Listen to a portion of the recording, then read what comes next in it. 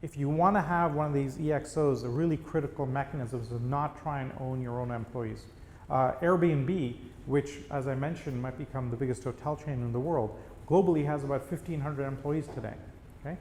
If you're Hyatt, you have 45,000 employees, and you don't have a lot of agility. You have to manage and control and track all of those folks, and it's very hard. Airbnb has 1,500 people mostly in one place, and therefore if they need to pivot or change in a fast-moving world, you need more and more of that. AMP, the big Australian insurance company, has about 50% of its workforce as contractors so that they can constantly cycle through fresh skills, because in an existing environment, in a fast-changing environment like IT, if you own all of your own employees, they'll get out of date very, very quickly.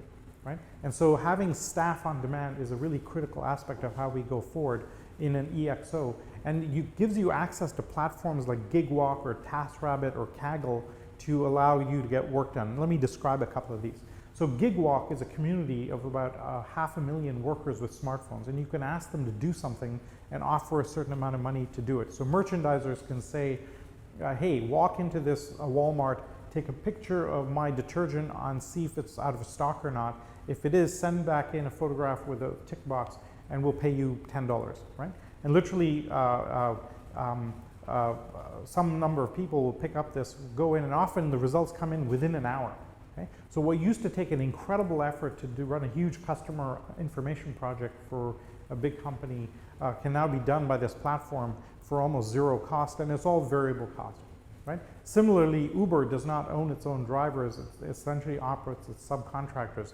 And this whole paradigm started as outsourcing certain staff like cleaning staff or reception staff or security staff.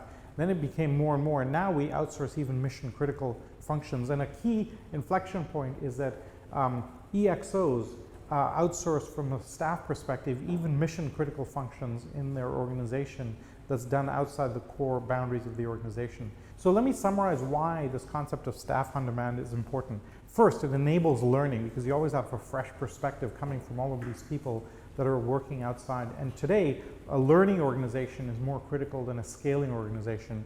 And John Seeley Brown and John Hagel, when they wrote their Power of Pull, have notified this. Secondly, it allows you to be really nimble, right? It allows you to shift your strategies very, very quickly. Third, when you have a small core team and most of the kind of work is being done outside, it allows you to create cohesion and a really strong culture in that core team.